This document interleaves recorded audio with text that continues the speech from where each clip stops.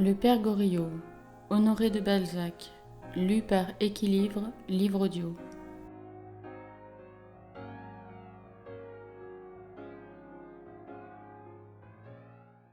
Suite. Diantre, dit le peintre, il est fameusement beau à dessiner. Dis-moi, menin de monseigneur le bourreau, gouverneur de la veuve, nom plein de terrible poésie que les forçats donnent à la guillotine, ajouta-t-il en se tournant vers le chef de la police de sûreté. Sois bon enfant. Dis-moi si c'est Fil de Soie qui m'a vendu. Je ne voudrais pas qu'il payât pour un autre. Ce ne serait pas juste. En ce moment, les agents qui avaient tout ouvert et tout inventorié chez lui rentrèrent et parlèrent à voix basse au chef de l'expédition. Le procès-verbal était fini. Messieurs, dit Colin en s'adressant aux pensionnaires, ils vont m'emmener. Vous avez été tous très aimables pour moi pendant mon séjour ici. J'en aurai de la reconnaissance. Recevez mes adieux. Vous me permettrez de vous envoyer des figues de Provence. Il fit quelques pas et se retourna pour regarder Rastignac. Adieu, Eugène, dit-il d'une voix douce et triste qui contrastait singulièrement avec le ton brusque de ses discours.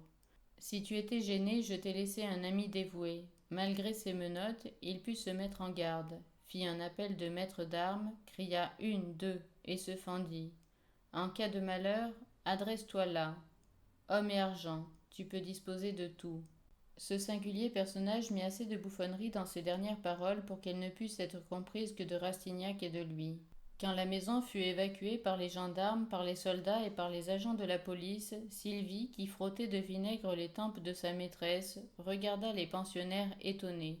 Eh bien, dit-elle, c'était un bonhomme tout de même. Cette phrase rompit le charme que produisait sur chacun l'affluence et la diversité des sentiments excités par cette scène. En ce moment, les pensionnaires, après s'être examinés entre eux, virent tous à la fois mademoiselle Michonneau grêle, sèche et froide, autant qu'une momie, tapie près du poêle, les yeux baissés comme si elle eût craint que l'ombre de son abat-jour ne fût pas assez forte pour cacher l'expression de ses regards. Cette figure qui leur était antipathique depuis si longtemps fut tout à coup expliquée. Un murmure qui, par sa parfaite unité de son, trahissait un dégoût unanime, retentit sourdement. Mademoiselle Michonneau l'entendit et resta. Bianchon, le premier, se pencha vers son voisin. « Je décampe si cette fille doit continuer à dîner avec nous, dit-il à demi-voix. En un clin d'œil, chacun, moins poiré, approuva la proposition de l'étudiant en médecine, qui, fort de l'adhésion générale, s'avança vers le vieux pensionnaire. Vous qui êtes lié particulièrement avec mademoiselle Michonneau, lui dit-il, parlez-lui, faites-lui comprendre qu'elle doit s'en aller à l'instant même. À l'instant même, répéta Poiret étonné. Puis il vint auprès de la vieille et lui dit quelques mots à l'oreille. Mais mon terme est payé, je suis ici pour mon argent, comme tout le monde, dit-elle en lançant un regard de vipère sur les pensionnaires. Qu'à cela ne tienne, nous nous cotiserons pour vous le rendre, dit Rastignac. Monsieur soutient Colin, répondit-elle, en jetant sur l'étudiant un regard venimeux et interrogateur. Il n'est pas difficile de savoir pourquoi. À ce mot, Eugène bondit, comme pour se ruer sur la vieille fille et l'étrangler. Ce regard, dont il comprit les perfidies, venait de jeter une horrible lumière dans son âme. Laissez-la donc, s'écrièrent les pensionnaires. Rastignac se croisa les bras et resta muet. Finissons-en avec mademoiselle Judas, dit le peintre, en s'adressant à madame Vauquer. Madame, si vous ne mettez pas à la porte la Michonneau, nous quittons tous votre baraque, et nous dirons partout qu'il ne s'y trouve que des espions et des forçats. Dans le cas contraire, nous nous tairons tous sur cet événement, qui au bout du compte pourrait arriver dans les meilleures sociétés, jusqu'à ce qu'on marque les galériens au front, et qu'on leur défende de se déguiser en bourgeois de Paris et de se faire aussi bêtement farceurs qu'ils le sont tous.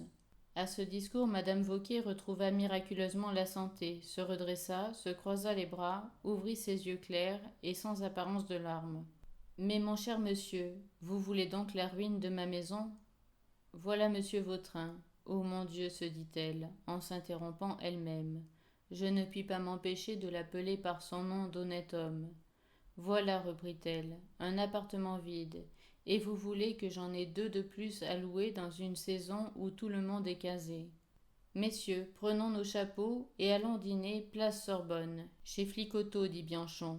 Madame Vauquer calcula d'un seul coup d'œil le parti le plus avantageux, et roula jusqu'à mademoiselle Michonneau. Allons, ma chère petite belle, vous ne voulez pas la mort de mon établissement, hein? Vous voyez à quelle extrémité me réduisent ces messieurs. Remontez dans votre chambre pour ce soir. Du tout, crièrent les pensionnaires. Nous voulons qu'elle sorte à l'instant. Mais elle n'a pas dîné, cette pauvre demoiselle, dit Poiret d'un ton piteux. Elle ira dîner où elle voudra, crièrent plusieurs voix. À la porte, la moucharde. À la porte, les mouchards. Messieurs, s'écria Poiret, qui s'éleva tout à coup à la hauteur du courage que l'amour prête aux béliers. Respectez une personne du sexe. Les mouchards ne sont d'aucun sexe, dit le peintre. Fameux sexorama, à la portorama. Messieurs, ceci est indécent. Quand on renvoie les gens, on doit y mettre les formes. Nous avons payé, nous restons, dit Poiret en se couvrant de sa casquette et se plaçant sur une chaise à côté de mademoiselle Michonneau, que prêchait madame Vauquer. Méchant, lui dit le peintre d'un air comique, petit méchant, va. Allons, si vous ne vous en allez pas, nous nous en allons, nous autres, dit Bianchon. Et les pensionnaires firent en masse un mouvement vers le salon. Mademoiselle, que voulez-vous donc s'écria madame Vauquer. Je suis ruinée. Vous ne pouvez pas rester, ils vont en venir à des actes de violence. Mademoiselle Michonneau se leva. Elle s'en ira, elle ne s'en ira pas, elle s'en ira, elle ne s'en ira pas. Ces mots, dits alternativement, et l'hostilité des propos qui commençaient à se tenir sur elle, contraignirent mademoiselle Michonneau à partir, après quelques stipulations faites à voix basse avec l'hôtesse. Je vais chez madame Bunot, dit-elle d'un air menaçant. Allez où vous voudrez, mademoiselle, dit madame Vauquer, qui vit une cruelle injure dans le choix qu'elle faisait d'une maison avec laquelle elle rivalisait, et qui lui était conséquemment odieuse. Allez chez la Bunot. Vous aurez du vin à faire danser les chèvres, et des plats achetés chez les regrattiers. Les pensionnaires se mirent sur deux files, dans le plus grand silence. Poiret regarda si tendrement mademoiselle Michonneau.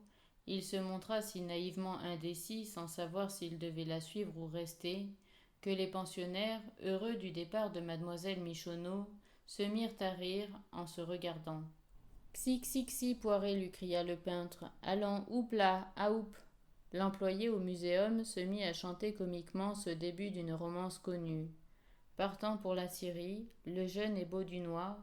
Allez donc, vous en mourrez d'envie. Trahi sua quem volupta, dit Bianchon. Chacun suit sa particulière, traduction libre de Virgile, dit le répétiteur.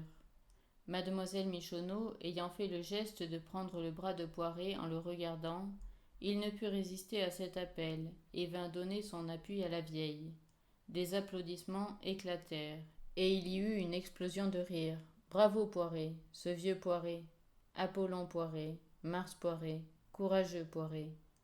En ce moment, un commissionnaire entra, remit une lettre à madame Vauquer, qui se laissa couler sur sa chaise après l'avoir lue. Mais il n'y a plus qu'à brûler ma maison, le tonnerre y tombe. Le fils Taillefer est mort à 3 heures. Je suis bien puni d'avoir souhaité du bien à ces dames au détriment de ce pauvre jeune homme. Madame Couture et Victorine me redemandent leurs effets et vont demeurer chez son père. Monsieur Taillefer permet à sa fille de garder la veuve Couture comme demoiselle de compagnie. 4 appartements vacants, 5 pensionnaires de moins. Elle s'assit et parut près de pleurer. Le malheur est entré chez moi, s'écria-t-elle. Le roulement d'une voiture qui s'arrêtait retentit tout à coup dans la rue. Encore quelques chapchutes, dit Sylvie. Goriot montra soudain une physionomie brillante et colorée de bonheur qui pouvait faire croire à sa régénération. Goriot en fiacre, dirent les pensionnaires. La fin du monde arrive. Le bonhomme alla droit à Eugène, qui restait pensif dans un coin, et le prit par le bras. Venez, lui dit-il d'un air joyeux.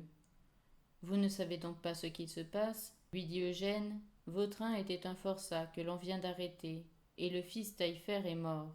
Eh bien, qu'est-ce que ça nous fait répondit le père Goriot. Je dîne avec ma fille, chez vous, entendez-vous? Elle vous attend, venez.